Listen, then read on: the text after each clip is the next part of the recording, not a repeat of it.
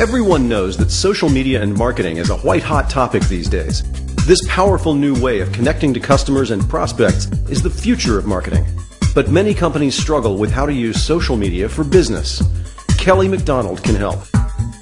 Kelly is a marketing and advertising expert. Her company, McDonald Marketing, has twice been named one of the top ad agencies in the country by Advertising Age. She's been featured in Business Week, on CNNMoney.com, and on Sirius XM Radio. And she's the author of How to Market to People Not Like You, Know It or Blow It Rules for Reaching Diverse Customers. Kelly's session, Social Media and Marketing, How to Use It to Build Business in a Low-Cost, No-Cost Manner, is one of her most popular presentations. She shows small business owners and marketing managers exactly what to do and not do to develop an effective social media strategy. Audiences learn how the major social networking sites work for business, best practices, key etiquette, how to handle negative comments, and more.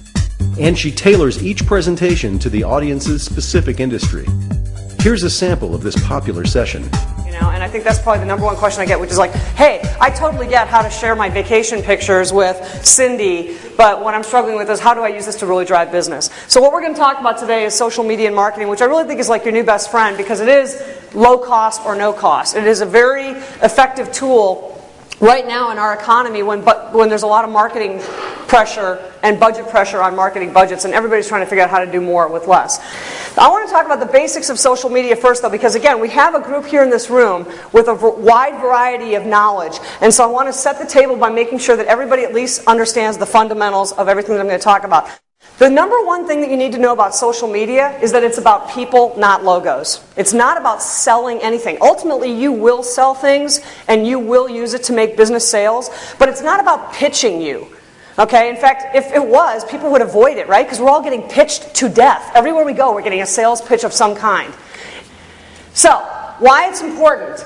The ability to monitor your own social reputation. Okay? Every single business has a social reputation. You just might not know what it is. People are talking about you. They talk about you all the time, good or bad. You just may not be able to have any way of knowing what they're saying or tracking it. The ability to respond to customer questions. The ability to test new ideas and test them in an extremely low cost or no cost way. It's certainly more personal than a press release if you have news to share with the people who would actually care about that news. And it's 17% more likely to increase customer satisfaction. So look at this one though. This was really great. I love this. So here's all these different posts. Don't forget Avatar tonight. But look at this. Don't forget to come join us at the store to watch Avatar on a Blu-ray 52-inch television. We already have the popcorn and pop waiting. It's going to be fun. And then what's really cool is after the fact, they posted pictures of the party. So how is that different than going to a backyard barbecue and what's your badge there? I got to see. What's your name?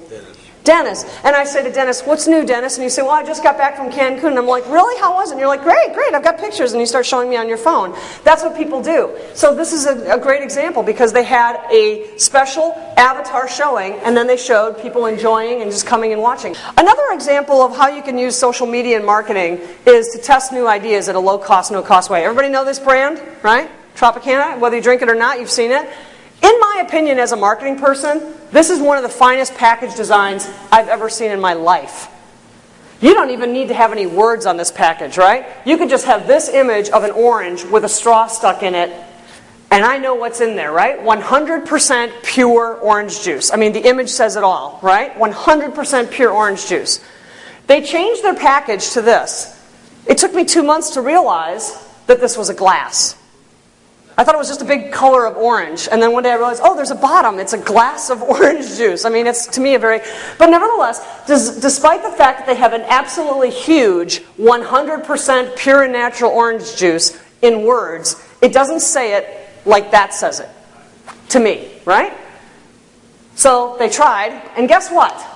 They changed their packaging. Consumers absolutely hated it. More importantly, sales dropped 20% just from something like a package design. And all they would have had to have done is put those two images side by side on their Facebook page and say, hey, fans, we're thinking about changing our package from this to this. What do you think? Do you think they would have heard from people, honestly, what they thought? Saved them a lot of time and saved them a lot of money. But they didn't. So that's another way that you can use it.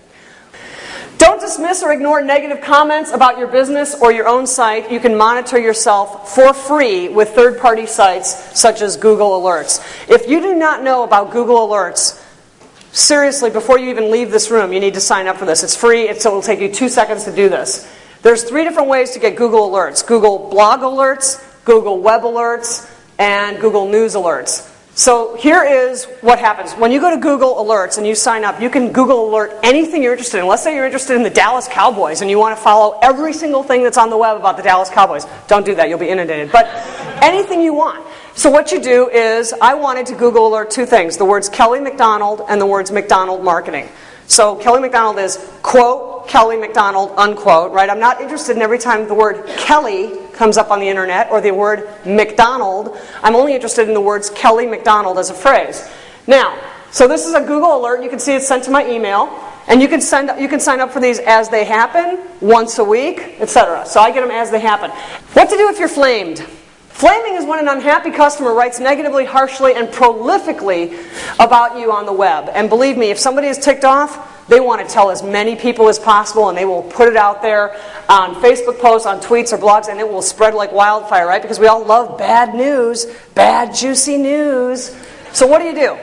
Somebody posts something on your Facebook page, again, resist the urge to delete it. It would be literally as rude as going up to somebody at that backyard barbecue and saying, I have no interest in what you're saying. I'm not interested in diversity of thought. I'm not interested in your opinion, only if it's praising me. Right? You wouldn't do that.